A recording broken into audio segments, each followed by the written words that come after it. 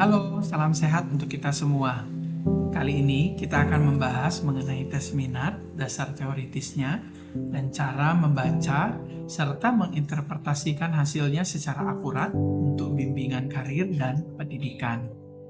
Nah, rekan-rekan sekalian, dalam dunia pendidikan dan pengembangan karir, pemahaman terhadap potensi dan kecenderungan individu merupakan aspek penting yang harus diperhatikan, terutama dalam proses pengambilan keputusan mengenai studi lanjutan maupun pilihan karier.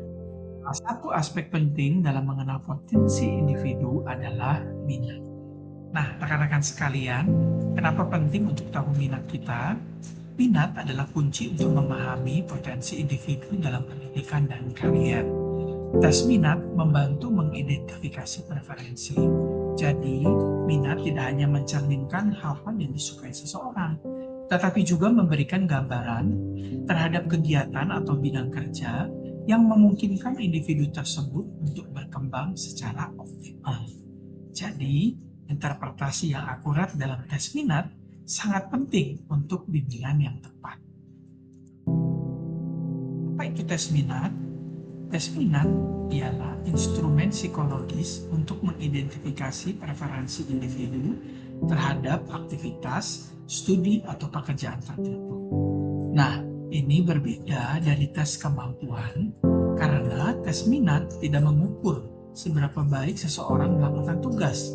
Namun, tes minat mengukur seberapa besar ketertarikan seseorang atau individu. Menurut Anastasi dan Urbina tahun 1997, tes minat dirancang untuk mencerminkan pola individu terhadap berbagai bidang aktivitas. Nah, dengan tujuan memprediksi bidang di mana seseorang kemungkinan besar akan merasa puas dan termotivasi dalam jangka waktu yang panjang. Sekarang kita melihat karakteristik dan fungsi tes minat. Yang pertama, karakteristik haruslah subjektif dan personal. Nah, tes minat tidak menyajikan pertanyaan yang menuntut jawaban benar atau salah. Jadi, tes ini hanya mencerminkan perasaan suka atau tidak suka terhadap sesuatu aktivitas. Yang kedua, karakteristiknya adalah berbasis preferensi. Tes biasanya meminta responden untuk memilih aktivitas atau pekerjaan yang mereka sukai atau yang paling mereka minati. Yang ketiga, karakteristiknya bersifat normatif atau ipsatif. Jadi beberapa tes minat memberikan hasil dalam bentuk skor yang absolut atau normatif, sedangkan yang lain membandingkan minat relatif antara berbagai kategori. Ini yang disebut dengan ipsatif. Nah, bagaimana dengan karakteristik yang bersifat penilaian? Tes tidak hanya mengevaluasi prestasi atau kemampuan, melainkan mencerminkan kecenderungan psikologis. Nah, kemudian bagaimana dengan fungsi dari tes minat? Ada beberapa fungsi yang digunakan dalam berbagai konteks, antara lain yang pertama adalah untuk bimbingan pendidikan, untuk membantu siswa memilih jurusan atau bidang studi yang sesuai dengan kecenderungan minatnya. Yang kedua adalah untuk bimbingan karir. Jadi tes ini untuk membantu individu memilih atau merencanakan pekerjaan yang memberikan kepuasan untuk jangka yang panjang. Tes ini juga memiliki fungsi sebagai pengembangan diri. Jadi individu yang melakukan tes ini dibantu untuk memahami dirinya sendiri secara mendalam untuk bisa kedepannya mengembangkan dirinya. Dan yang terakhir adalah untuk penempatan kerja. Di dalam sebuah organisasi atau perusahaan-perusahaan tertentu, setiap karyawannya diberikan tes minat yang digunakan untuk mencocokkan karyawan dengan posisi kerja yang sesuai dengan minat mereka. Nah, rekan-rekan, selanjutnya kita melihat perbedaan antara tes minat dengan tes yang lainnya. Yang pertama, kita melihat bahwa tes minat ini tujuannya adalah mengukur kecenderungan atau preferensi. Sedangkan kalau kita melihat tes kemampuan intelektual atau tes IQ, di sana adalah memiliki tujuan untuk mengukur seberapa tinggi kemampuan intelektual seseorang. Lalu tes yang lain yang bisa kita bandingkan adalah tes kepribadian. di mana bertujuan untuk mengukur pola perilaku dan sifat pribadi. Nah, kalau dilihat dari jenis pertanyaannya, tes minat memiliki pertanyaan-pertanyaan yang menyajikan preferensi terhadap aktivitas atau bidang tertentu. Sedangkan tes intelektual, soal-soalnya berupa soal-soal logika, matematika, verbal, dan lain sebagainya. Bagaimana dengan tes kepribadian? Nah, di dalam jenis pertanyaan yang disajikan adalah pernyataan sikap atau perilaku. Lalu hasil yang diberikan dari tes minat adalah pola minat atau kategori pekerjaan atau studi. Sedangkan tes intelektual, hasil yang diberikan adalah IQ atau nilai kompetensi yang spesifik. Sedangkan tes kepribadian memiliki hasil yang diberikan berupa tipe kepribadian atau profil dari psikologis orang yang dites. Baik rekan-rekan, selanjutnya kita akan membahas dasar teori tes minat. Yang pertama adalah teori tipologi John Holland. Nah, teori John Holland ini merupakan dasar populer dalam pengembangan tes minat. Holland mengklasifikasikan minat ke dalam 6 tipe kepribadian dan lingkungan kerja yang dikenal dengan singkatan RIASEC. Yang pertama adalah realistik. Realistik adalah tertarik pada pekerjaan fisik dan teknis, sementara investigatif adalah tertarik pada pemecahan masalah dan kegiatan intelektual. Selanjutnya adalah artistik, tertarik pada ekspresi diri dan kegiatan kreatif.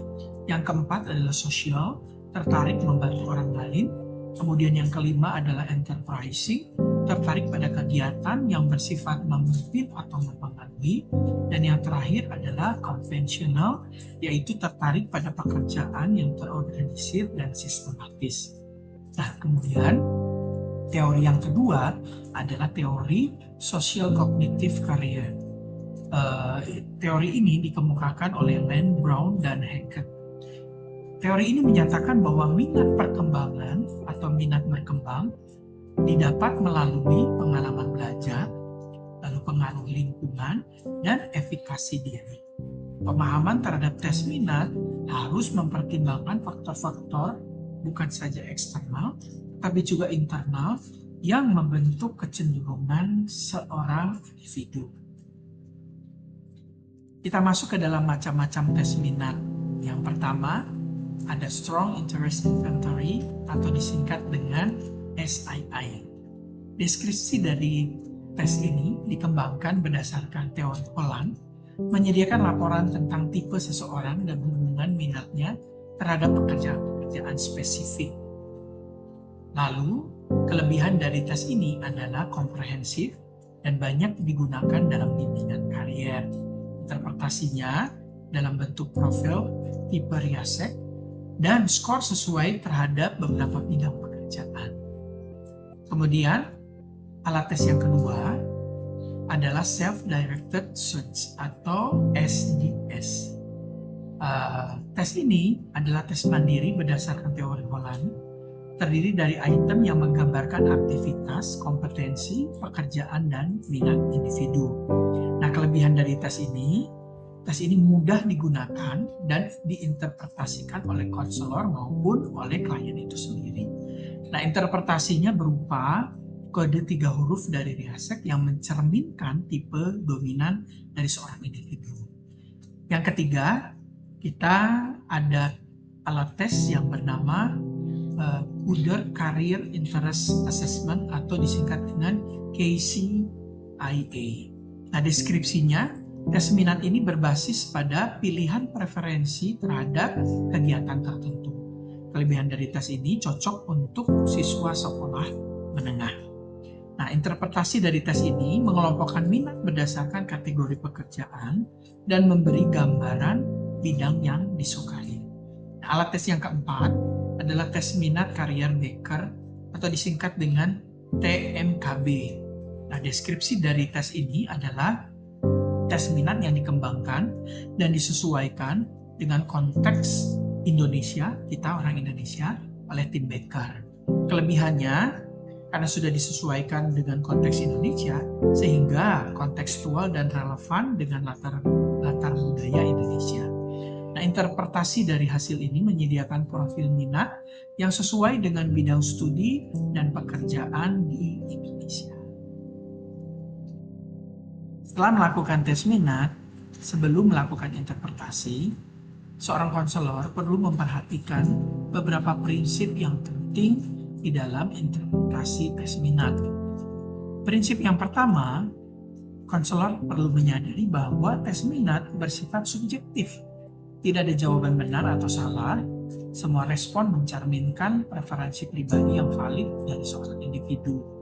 Nah, kemudian hasil tes juga bersifat deskriptif, bukan perspektif. Sehingga tes minat tidak menentukan masa depan seseorang. Tapi melalui tes minat diberikan gambaran pilihan-pilihan yang mungkin sesuai dengan individu. Karena itu, tes minat juga perlu dikombinasikan dengan data yang lain. Hasil tes ini perlu dipertimbangkan bersama hasil tes yang lain, seperti tes bakat, wawancara, observasi, serta faktor lingkungan dan nilai-nilai pribadi. Kemudian, secara kontekstual, interpretasi hasil tes harus diperhitungkan berdasarkan latar belakang budaya, sosial, pendidikan, dan ekonomi individu. Selanjutnya kita masuk ke dalam langkah-langkah membaca hasil tes minat. Berikut ini adalah tahapan yang sistematis untuk membaca dan menginterpretasikan hasil tes minat. Yang pertama adalah identifikasi skor tertinggi. Lihat skor total atau preferensi utama. Setiap tes minat akan mengelompokkan hasil ke dalam kategori seperti klaster pekerjaan atau bidang studi. Fokuslah kepada 2 atau kategori teratas yang menunjukkan kecenderungan minat paling dominan. Sebagai contoh, hasil SDS menunjukkan kode riasek ISA, Investigative, Social, and Artistic. Artinya, konseling menunjukkan minat yang tinggi terhadap kegiatan ilmiah, membantu orang lain, dan kegiatan kreatif. Langkah kedua, hubungkan dengan bidang studi atau karir. Jadi, kita menggunakan kategori minat untuk menghubungkan ke bidang-bidang studi atau pekerjaan yang sesuai. Misalnya, kategori investigatif. Dia bisa dihubungkan ke dalam kategori sains, kedokteran, dan penelitian. Contoh lain adalah misalkan sosial. Berarti kita hubungkan dengan pendidikan, konseling, dan keperawatan. Langkah ketiga adalah kita perlu mempertimbangkan kombinasi tipe minat. Misalkan kombinasi ini adalah SIC, jadi memberikan gambaran yang memang lebih kompleks dan realistis tentang minat dari seorang individu. Contoh ya, sebagai contoh adalah tadi ya, SIC. Huruf pertama adalah S, adalah kategori yang paling dominan atau tipe yang paling dominan. Namun huruf yang kedua dan ketiga merupakan tipe tertentu. Jadi, sebagai contoh misalnya kode SEC menghasilkan minat utama dalam pekerjaan sosial, namun kecenderungan juga pada dunia bisnis dan administratif. Langkah yang keempat, kita dapat menggunakan buku panduan tes manual untuk interpretasi secara detail. Tes-tes standar seperti Strong Interest Inventory atau Self-Directed Search memiliki manual interpretasi resmi yang berisi norma, tabel konversi skor, dan deskripsi tipe minat. Nah, kita bisa menggunakan manual ini untuk mengaitkan skor dengan profil pekerjaan, kepuasan kerja, dan prediksi kesuksesan dalam bidang. Langkah yang terakhir, kita bisa melakukan interpretasi secara naratif dan dialogis. Nah, dalam praktik konseling, hasil tes sebaiknya dibahas secara terbuka bersama konseling. Konselor dapat menggunakan pertanyaan reflektif seperti, dari hasil tes ini, apakah kamu merasa tertarik pada bidang-bidang ini? Atau pertanyaannya adalah, pengalaman apa yang membuat kamu menyukai kegiatan-kegiatan dalam kategori ini? Nah, tujuan dari pertanyaan-pertanyaan reflektif ini adalah mengkonfirmasi hasil tes dengan pengalaman nyata dan persepsi pribadi dari konseli tersebut.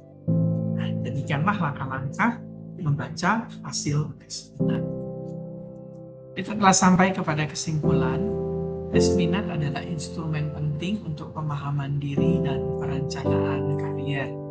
Hasilnya bersifat subjektif dan harus diinterpretasikan secara hati-hati.